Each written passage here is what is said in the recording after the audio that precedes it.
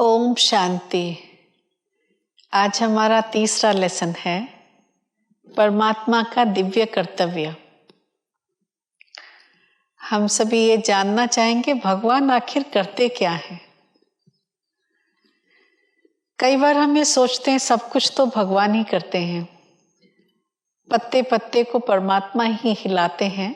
इस प्रकार से एक मान्यता है, माना इस दुनिया में जो कुछ भी हो रहा है वो भगवान ही करते हैं, उनकी मर्जी के बिना कुछ भी होना असंभव है। तो इस प्रकार से एक मान्यता है। तो आज हम जानेंगे वास्तव में भगवान क्या करते हैं और क्या नहीं करते हैं। वो तो प्रेम के सागर हैं, शांति के सागर हैं, सुख के सागर हैं, सबको सुख देना उनका काम है। तो फिर दुख देने वाला काम कौन करता है? दुनिया में जो कुछ सब अच्छा होता है वो तो चलो ठीक है, लेकिन जो सब कुछ बुरा होता है, क्या भगवान बुरा करते हैं? मनुष्य मनुष्य को मार रहा है, क्या भगवान की प्रेरणा से हम मार रहे हैं? फिर कर्म फल की बात कहाँ से आई? अगर भगवान ही सबको सब कुछ करते हैं तो किसी को दुख क्यों दिया हुआ है? कोई दुखी क्यों है, कोई सुखी क्यों है, कोई अमीर क्यों है, कोई गरीब क्यों है, कोई हेल्दी क्यों है, कोई अनहेल्दी क्यों है? इतनी वैरायटी संसार में है, इतनी सब बातें हैं। तो उन सब में भगवान क्या करते हैं, क्या नहीं करते हैं, आज हम उसको एनालाइज करेंगे। नो डाउट परमात्मा इस विशाल सृष्टि के creator, director and principal actor हैं। लोग कहते हैं वर्ल्ड इज अ स्टेज, और एक ड्रामा चल रहा है। If at all world is a stage and a drama is going on, तो ज़रूर इसके कोई ना कोई क्रिएटर हैं, डायरेक्टर हैं, प्रिंसिपल एक्टर हैं, ऐसा कुछ है। और अगर ये ड्रामा भी है, इसका कोई स्टोरी भी होना चाहिए। तो आज हम ये जो डायरेक्टर, क्रिएटर और प्रिंसिपल एक्टर उस पार्ट को लेते हैं। भगवान इस विशाल सृष्टि के डायरेक्टर, क्रिएटर, प्रिंसिपल एक्टर हैं। लेकिन एक एक चीज को हम समझते हैं। भगवान क्रिएटर हैं। क्रिएटर है माना उन्होंने इस सृष्टि को रचा। कैसे रचा? कहाँ से मिट्टी लाया, कहाँ से गारा लाया, कहाँ से पानी लाया? नहीं, एक्चुअली ये सृष्टि इटर्नल है, अनादि है। कोई ऐसा समय नहीं था जब सृष्टि नहीं रहा हो, कोई ऐसा समय नहीं आने वाला है जब सृष्टि नहीं रहेगा। जो चीज बनती है वो बिगड़ती है, जो चीज बनी ही नहीं वो कभी नहीं बिगड़ सकती है। तो ये जो इटर्नल शब्द है वो लॉजिकल माइंड नहीं समझ सकता है। उसे समझने के लिए अनुभूति की दृष्टि तक जाना पड़ेगा। यही आध्यात्मिकता की गुह्यता की जरूरत है। तब जाकर के ये कॉन्सेप्ट हमें हृदयंगम होगा कि आखिर इटर्निटी क्या है, अनादि का मतलब क्या है, अनादि भी कब, अविनाशी भी कब तक। जैसे एक साइकिल का कोई आदि कोई अंत नहीं होता है। फिलॉसफिकली भी लोग ऐसा ही देखते हैं, सोचते हैं कि पहले बीज हुआ है कि पहले पेड़ हुआ। पेड़ से पहले तो बीज होगा ना, बीज भी कहाँ से आया होगा? पेड़ से आया होगा। फिर वो पेड़ कहाँ से आया होगा? कोई तो बीज होगा। तो इसका कोई अंत नहीं। वैसे ही दूसरा एग्जाम्पल देते हैं, पहले मुर्गी की पहले अंडा। जब अंडा है तो मुर्गी होगी, जब मुर्गी है तो अंडा होगा। ठीक है कि नहीं? तो इसलिए ये कहीं अंत नहीं है। इसका मतलब ये है कि ये सृष्टि इटर्नल है। भगवत गीता में भगवान अर्जुन से कहते हैं कि हे अर्जुन, ना कोई ऐसा वक्त था जब तुम नहीं थे या मैं नहीं था, ना ही कोई ऐसा वक्त आने वाला है जब तुम नहीं रहोगे कि मैं नहीं रहूंगा। मैं और तुम थे, हैं और सदा रहेंगे। अर्जुन अपनी लिमिटेड बुद्धि से सोचता है, क्या बात करते हो? आज से 50-60 साल पहले हम छोटे बच्चे थे, और उससे पहले हम यहाँ पैदा हुए। उससे पहले हम कहाँ थे? हम तो थे ही नहीं। शरीर नश्वर है और 10-50 साल के बाद हमें देह त्याग करना है। उसके बाद भी हम नहीं रहेंगे। तो ये थे, हैं और रहेंगे, ये कैसी बात आई? तो ये इटर्निटी है। इसे ही समझना है जिसे भगवान दिव्य दृष्टि के द्वारा अर्जुन को समझाते हैं। अर्जुन का लॉजिकल माइंड उसे नहीं समझ पाता है। तो ये सृष्टि अनादि है, परमात्मा अनादि है और हम आत्माएं भी अनादि हैं। बहुत एक सुंदर चीज है जो हम कल आपको सुनाएंगे। इस सृष्टि ड्रामा के बारे में बताते हुए चौथा लेसन में बताएंगे। लेकिन आज के लेसन के हिसाब से परमात्मा जो अनंत है, उनका दिव्य कर्तव्य क्या है? कौन बनाता है पेड़ पौधों को? ये सृष्टि अनादिकाल से इस प्रकार से बनी हुई है कि जब बीज धरती पे डलता है तो वो स्प्राउट होता है, धीरे धीरे पौधा और विशाल पेड़ बनता है। पेड़ में फिर फल लगते हैं, फल में से बीज, और वो ये साइकिल चलता रहता है। कौन बारिश करता है?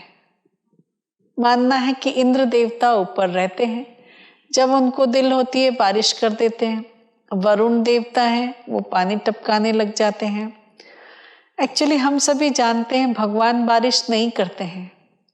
कल देखो जावेद साइक्लोन आ गया, तो क्या भगवान ने उसको भेजा जाओ भाई मेरे बच्चों को परेशान करो? नहीं। ये सृष्टि एक बहुत सुंदर नियम से बना हुआ है। ऋतु चक्र चल रहा है, अलग अलग समय पे ऋतु के अनुसार सब कुछ होता था, लेकिन मनुष्य आत्मा ने उसमें इंटरफियर किया तो ये सारे चक्र जो है गड़बड़ा गए हैं। तो इसलिए देखो गर्मी में बारिश, बारिश में धूप, अलग अलग प्रकार की बातें हो रही हैं।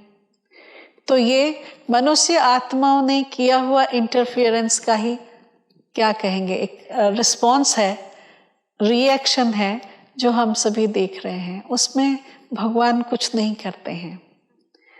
इसलिए हम इन्हें नेचुरल कैलामिटीज बोलते हैं। नेचर रिएक्ट हो रहा है जिसमें हमने इस प्रकार का इंटरवेंशन किया है। परमात्मा उसमें कहीं इंटरफियर नहीं करते हैं। सुना, परमात्मा इस सृष्टि के विधान में कहीं इंटरफियर नहीं करते हैं। हम जो कर्म करते हैं उसके लिए भगवान ने हमें फ्री विल दिया है। जैसे सृष्टि एक नियम से चल रही है, वैसे ही मनुष्य आत्मा के पास भी फ्री विल है। आप कुछ भी करने के लिए स्वतंत्र हैं। जो हमने पढ़ा मन बुद्धि संस्कार आत्मा में है, उस अनुसार मनुष्य आत्मा कर्म करती है, और जो कर्म हम करते हैं हम अपने कर्मों का फल स्वयं भोगते हैं। किसी का किया गया कर्म कोई और नहीं भोगता है। अच्छा, तो जरूर हमें हमारे कर्मों का फल भगवान देते होंगे? नहीं। भगवान मनुष्य आत्माओं को उनके कर्म का फल भी नहीं देते हैं। वो भी एक सिस्टम है। Every action has equal and opposite reaction. उसी प्रकार मनुष्य आत्माओं को भी अपने कर्मों का फल ड्रामा अनुसार, विधान के विधि विधान के अनुसार ऑटोमेटिकली मिलता है। भगवान उसमें इंटरफियर नहीं करते हैं। तो फिर भगवान क्या करते हैं? न वो किसी को बादशाही देते हैं। अच्छा, जो राजा बना है भगवान ने बनाया होगा, किसी को पुत्र प्राप्त हुआ तो भगवान ने दिया होगा? नहीं, उसमें भी भगवान नहीं है। अगर उसमें भगवान नहीं है तो ऐसे भगवान को हम क्यों याद करें? ये बहुत सुंदर टॉपिक है कि भगवान को हम क्यों याद करें। देखो, एक पावर हाउस जो है वो आपको पवन नहीं देता है। पावर हाउस आपको लाइट भी नहीं देता है। पावर हाउस आपका कोई दीवार नहीं काटता है। उसके लिए अलग अलग मशीन है। लेकिन एनर्जी कहाँ से आती है? एनर्जी पावर हाउस से आती है। वैसे ही परमात्मा वो अल्टीमेट पावर हाउस हैं। जब हम उनको याद करते हैं, याद करके जब हम कनेक्ट होते हैं तो उनसे वो शक्ति हमें मिल जाती है उस चीज़ को करने की। वो सब चीज़ें एक सुंदर रूपरेखा ले लेती हैं जिसके द्वारा वो हो जाती हैं। उन सबको करने के लिए भगवान को इंटरफियर करने की ज़रूरत नहीं है। माना हमें सुख दुख खुशी आनंद जो कुछ मिलता है, अगेन वो हमारे कर्म पे निर्भर करता है। और भगवान को याद करने का, सत्कर्म करने से हम इतने एम्पावर हो जाते हैं कि हमारे जो कार्मिक अकाउंट्स हैं वो छोटे पड़ जाते हैं और वो चुप्त हो जाते हैं। तो फिर भगवान क्या करते हैं? भगवान इस विशाल सृष्टि में एक बहुत महत्वपूर्ण महान कार्य करते हैं। परमात्मा इस नई सृष्टि के क्रिएटर हैं। हर बार वो हमारे लिए एक नई सुंदर सृष्टि बनाते हैं, ट्रांसफॉर्म करते हैं पुरानी दुनिया को। और जब वो नई सृष्टि धीरे धीरे पुरानी हो जाती है तो उस पुरानी सृष्टि को नया बनाना, ट्रांसफॉर्म करना, ये कार्य परमात्मा का है। मैं उसे दोबारा क्लियर करती हूँ। ये सृष्टि जो साइक्लिकल प्रोसेस पे चलता है, इटर्नली क्रिएटेड बाय गॉड, वो सृष्टि धीरे धीरे जब पुरानी हो जाती है तो इस पुरानी सृष्टि को नया बनाना ये परमात्मा का दिव्य कर्तव्य है। वो तमो प्रधान दुनिया को सतो प्रधान बनाते हैं, नरक तुल्य इस सृष्टि को स्वर्ग बनाते हैं, मानव जो दानव तुल्य बन गया है उसको देव तुल्य देवता बनाते हैं। ये महान कर्तव्य परमात्मा का है। प्रत्येक मनुष्य आत्मा को मुक्ति, जीवन मुक्ति प्रदान करना ये परमात्मा का दिव्य कर्तव्य है। परमात्मा के इस महान दिव्य कर्तव्य को हम इस प्रकार से समझ सकते हैं। परमात्मा को, भगवान को गॉड कहा गया है, GOD, गॉड। इसमें ही उनके तीनों कर्तव्य छिपे हुए हैं। G stands for generation। परमात्मा, गॉड generates और creates a beautiful world, वो क्रिएटर हैं। O stands for operator। परमात्मा उस नई सुंदर सृष्टि की पालना के निमित्त भी किसी को बनाते हैं, वो दिव्य कर्तव्य कराते हैं। D stands for destruction। जब वही नई दुनिया पुरानी बन जाती है, तमो प्रधान बन जाती है, तो उस दुनिया का विनाश कराने का कार्य भी परमात्मा कराते हैं 3 देवताओं के द्वारा। इसलिए भगवान को त्रिमूर्ति शिव कहा गया है। ये 3 मूर्तियां हैं, ब्रह्मा, विष्णु, शंकर। ब्रह्मा रचयिता हैं, क्रिएटर हैं। नई दुनिया को रचने के निमित्त परमात्मा ब्रह्मा को बनाते हैं, विष्णु के द्वारा उस नई दुनिया की पालना कराते हैं और शंकर के द्वारा इस पुरानी कलयुगी दुनिया का संहार कराते हैं। ये दिव्य कर्तव्य परमात्मा कैसे कराते हैं, बहुत सुंदर कहानी है। आज हम परमात्मा नई सृष्टि की रचना कैसे करते हैं उसके बारे में जानते हैं। जैसे हमने पिछले लेसन में भी सुना था, परमात्मा के धरा पृष्ठ पे आने का समय कौन सा है? अति धर्म ग्लानि का समय, जिसके बहुत सारे सिम्टम्स शास्त्रों में बताए गए हैं। कुछ इस प्रकार से है, भगवान ने अर्जुन से कहा कि हे अर्जुन, जब गाय बच्ची का दूध पीने लग जाए तब समझना धर्म ग्लानि का समय आ गया। फिर क्या कहा? जब 7 कुएं का पानी, एक कुआं जब 7 कुएं में पानी दे सकता हो, लेकिन जब 7 कुएं मिलकर के एक कुएं को नहीं भर पाते हो, तब समझना घोर कलयुग आ गया है, धर्म ग्लानि का समय आ गया है। बहुत सारी और बातें हैं, इन दोनों को ही थोड़ा सा एग्जाम्पल के लिए हम लेते हैं। ये 7 कुआं में पानी, एक कुआं का पानी, इसका क्या मतलब है? तो उसको समझाते हुए भगवान कहते हैं कि जब 7 बच्चों के माता पिता अपनी छोटी सी कमाई में 7 बच्चों को पाल पोस के बड़ा कर सकते हैं, लेकिन जब वो 7 बच्चे बहुत बड़े बड़े इंसान हो जाते हैं, उनके पास बहुत सारे कमरों वाला महल होता है, उसमें सबके लिए स्थान होगा, कुत्ते के लिए भी स्थान होगा, लेकिन माता पिता के लिए स्थान नहीं होगा, तब समझना धर्म ग्लानि का समय आ गया है। और दूसरा क्या कहा? जब बच्ची का दूध गाय पिए, माना जब कन्याओं का धन माता पिता खाने लग जाएं, तब समझना कि धर्म ग्लानि का समय आ गया। हम सभी जानते हैं आज की दुनिया की स्थिति क्या है, बच्चे बहुत प्यार करते हुए भी अपने माँ बाप को अपने पास नहीं रख पाते हैं, उनकी संभाल नहीं कर पाते हैं। कितने बूढ़े घर बन गए हैं। और आज जैसे कन्याओं को पुरुष के बराबर क्या कहते हैं, मान्यता देते हुए उनकी कमाई माता पिता खाने लगे हैं। एक्चुअली शास्त्र ने ये बताया है कि धर्म ग्लानि के समय का चिन्ह होगा। बहुत सारे ऐसे सिम्टम्स बताए हैं जो मौजूदगी समय में हम सभी देख रहे हैं, सब जगह वो सिम्टम्स दिखाई दे रहे हैं। इसका मतलब है धर्म ग्लानि का समय आ गया है। ऐसे समय पर परमात्मा का अवतरण होता है। भगवान परमात्मा हम सब आत्माओं की तरह साधारण जन्म माता के गर्भ से जन्म नहीं लेते हैं, लेकिन उनका दिव्य अलौकिक जन्म होता है। परमात्मा परकाया प्रवेश करते हैं और इस परकाया प्रवेश करने के लिए वो एक साधारण तन का आधार लेते हैं, जिनका दिव्य अलौकिक नाम ब्रह्मा रखते हैं। और वो ब्रह्मा ही निमित्त बनते हैं नई दुनिया, नए विश्व की स्थापना के। हम सब ने मनु की कहानी भी सुनी है। शास्त्रों में जो भी कहानियाँ सुनी हैं वो ब्रह्मा के लिए ही है। कौन है ये ब्रह्मा? इस सृष्टि पे कैसे हैं? परमात्मा कैसे उन पे उनके तन में दिव्य अलौकिक अवतरण करते हैं?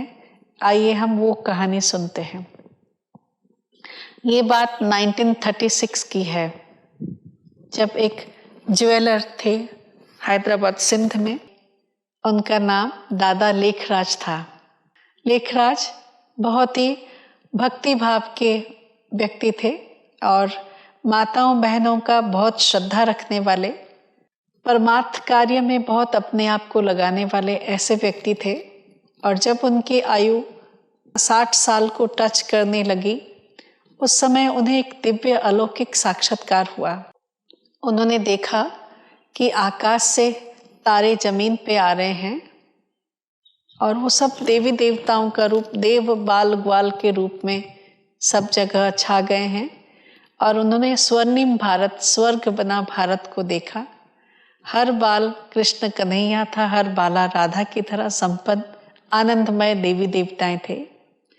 उन्होंने अपने आप को भी उन सबके बीच में अनुभव किया। जब वो स्वर्गिक आनंद में मशगूल थे, उन्हें एक और साक्षात्कार हुआ जो बहुत भयानक था।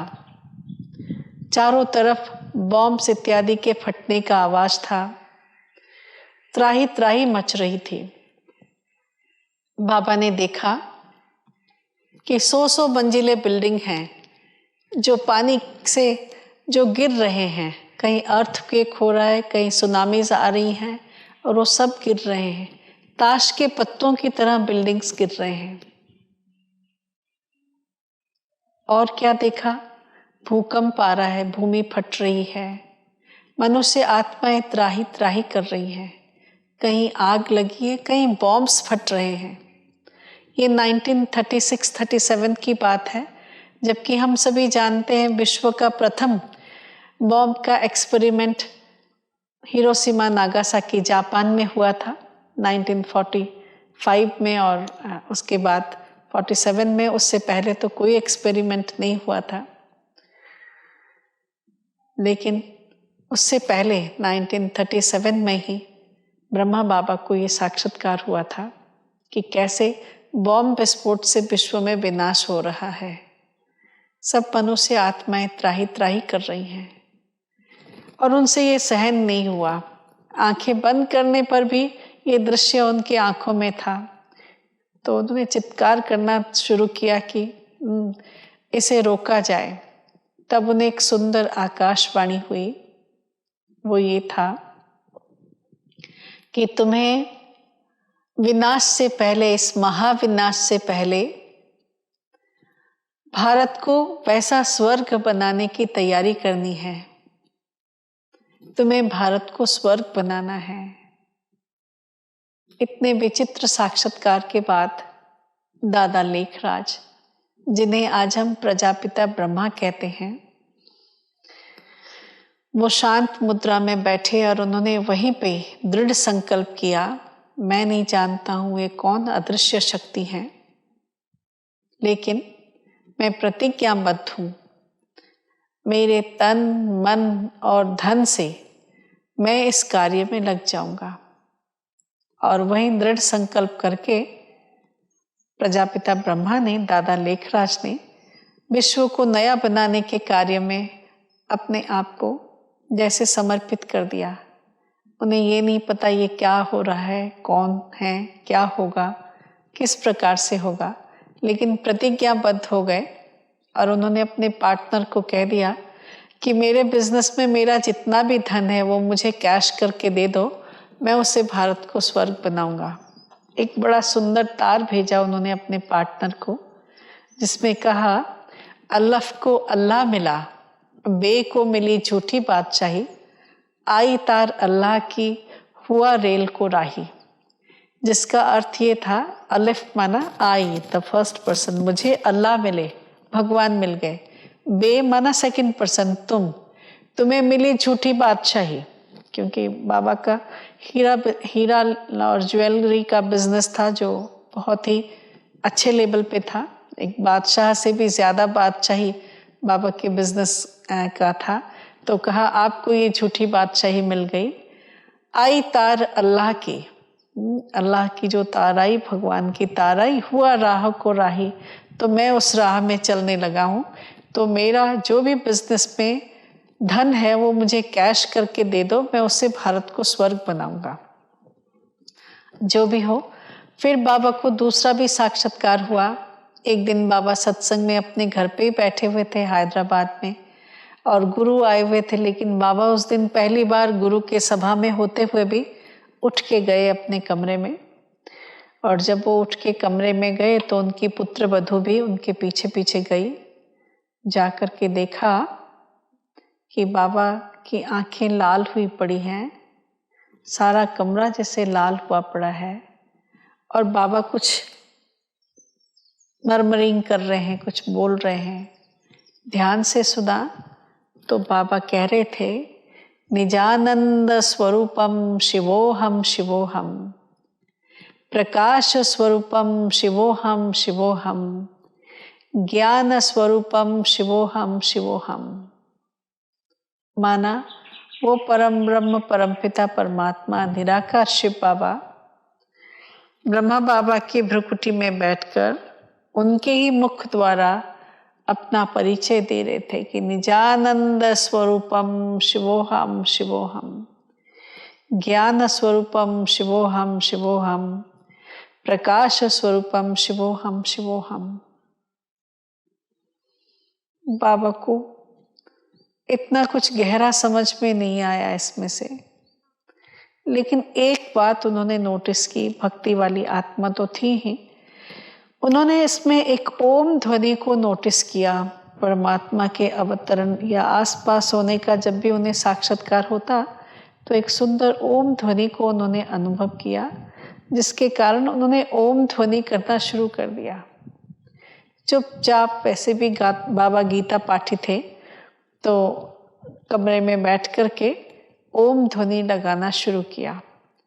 जैसे ही बाबा की ओम ध्वनि निकलती तो घर में बाबा की धर्म पत्नी माता जसोदा और बाबा की पुत्र वधू माता राधे उनका नाम था, जिनका बाबा ने नाम ब्रजेंद्रा दादी रखा, तो राधिका और जसोदा माता दोनों आके बैठने लग गए। धीरे धीरे इस ओम का प्रचार होने लगा और आसपास की माताएं, बहनें, भाई सब आकर के बाबा के पास ओम ध्वनि करते। फिर बाबा भगवत गीता से कुछ उन्हें सत्संग कराते, लेकिन बाबा को नहीं पता था ये कौन है, तो बाबा ने उनका नाम ऑल माइटी रखा था। कोई है ऑल माइटी जो आ रहे हैं और आकर के ऐसे ओम ध्वनि कर रहे हैं इत्यादि। तो धीरे धीरे बहुत सारी आत्माएं, बहुत सारे क्या कहें, अपने शहर के लोग बाबा के पास आए और उन्होंने ओम ध्वनि करना शुरू किया, उससे उनको साक्षात्कार होता इत्यादि। और एक ही बात बाबा को समझ में आई कि स्वयं परम ब्रह्म परमात्मा इस धरा पे आकर के मनुष्य आत्माओं को शुद्ध बनाने की प्रेरणा दे रहे हैं। तो उन्होंने लोगों को एक ही बात सिखाई, जो भी मतलब उन बातों से एक ही मुख्य बात धारणा के लिए सबको मिल रही थी, और वो था कि ऑलमाइटी भगवान आए हैं, वो भारत को स्वर्ग बनाना चाहते हैं। स्वर्ग बनाने के लिए हमें निमित्त बनना होगा और उसके लिए पवित्र रहना बहुत ज़रूरी है। बहुत सुंदर स्लोगन था, बी होली बी राजयोगी। पवित्र बनो और राजयोगी बनो। राजयोगी बनो माने उस परमात्मा को याद करो, उसके लिए पवित्र रहना ज़रूरी है। ये मैसेज था। अब जब इतने सब लोग पवित्र रहने लगे, शुद्ध भोजन करने लगे, जीवनचर्या को आध्यात्मिक बनाने लगे, शुरू में तो सबको बहुत अच्छा लगा क्योंकि बहुत शांति मिलती थी और बहुत सुंदर साक्षात्कार भी होते थे, तो सब लोग आ करके सुनते थे। लेकिन धीरे धीरे जब बात पवित्रता की आई, चरित्र निर्माण की आई, तो लोगों को बड़ा आश्चर्य लगा और एक एंटी ओम मंडली खड़ा हो गया। क्योंकि यहाँ ओम ध्वनि होती थी तो इसका नाम लोगों ने ओम मंडली रख दिया, और ओम मंडली का विरोध होने लगा कि ये क्या बात सिखाते हैं, माताएं बहनें कन्याएं ये सब जाकर के कैसे धर्म का प्रचार कर सकती हैं, कार्य कर सकती हैं, इन्हें तो 7 पर्दों में रहना चाहिए। लेकिन क्या कहें, जिसको परमात्मा की लगन लगी हो उनको ये बातें क्या करेंगी, छोटी बातें लगी। तो सब परिस्थितियों को पार करते हुए ओम मंडली आगे बढ़ी। कराची, फिर भारत पाकिस्तान अलग हुआ तो वो लोग भारत में माउंट आबू में आए। धीरे धीरे इसका विस्तार बढ़ने लगा और अनेक आत्माएं, अभी लगभग 9 से 10 लाख आत्माएं हमारे रेगुलर स्टूडेंट्स हैं। बहुत सारे सेवा स्थान हैं और क्या कहें, सब सेंटर्स हैं, गीता पाठशालाएं हैं, ब्रह्मा कुमारी पाठशालाएं हैं, क्लासेस इत्यादि हैं। अनेक आत्माएं, लगभग 9-10 लाख आत्माओं ने अपने जीवन को श्रेष्ठ बनाना शुरू कर दिया है, और भी बहुत आत्माएं संदेश पा करके अपने जीवन को श्रेष्ठ बना रहे हैं, जिनके द्वारा एक नई दुनिया की स्थापना होगी। तो परमपिता परमात्मा शिव बाबा ने ब्रह्मा बाबा के तन में आकर के एक नई सृष्टि रची है। अभी वो रचने का कार्य इस कल्प में वर्तमान समय चल रहा है। प्राणी मात्र को संदेश मिल रहा है परमात्मा का, शुद्ध जीवन बनाने की प्रेरणा मिल रही है। हाँ, और फिर भारत में आने के बाद इस संस्था का नाम रखा गया प्रजापिता ब्रह्मा कुमारीज ईश्वरीय विश्वविद्यालय। आप सोचेंगे ब्रह्मा कुमारीज क्यों रखा गया, यहाँ तो कुमार भाई बहनें भी हैं। परमात्मा का मानना है क्योंकि हम सभी जानते हैं मध्यकालीन समाज में नारी का दर्जा बहुत कम कर दिया गया था। किसी ने तो यहाँ तक कह दिया नारी नागिन है, सर्पिन है, उसका मुख नहीं देखना चाहिए। परंतु परमात्मा ने आकर के कहा नारी नर्क का द्वार नहीं, नारी स्वर्ग का द्वार है। यत्र नारी पूज्यन्ते रम्यन्ते तत्र देवा। तो परमात्मा ने मातृशक्ति को आगे बढ़ाया है, आगे रखा है, क्योंकि माँ में ही सृजन शक्ति है, माँ में ही पालना देने की शक्ति है। तो भारत माताओं को अभी देवकी नहीं लेकिन जसोदा बनाया है, ताकि विश्व की आत्माओं को आध्यात्मिक पालना दे सके, और इस श्रेष्ठ पालना से ही मानव देवतुल्य बन सके। तो इस प्रकार ये स्थापना का कार्य चल रहा है। फिर परमात्मा का किस प्रकार से नई दुनिया की पालना करते हैं, किस प्रकार से इस पुरानी कलयुग की दुनिया का विनाश होता है, वो सब हम नेक्स्ट सुनेंगे। ओम शांति।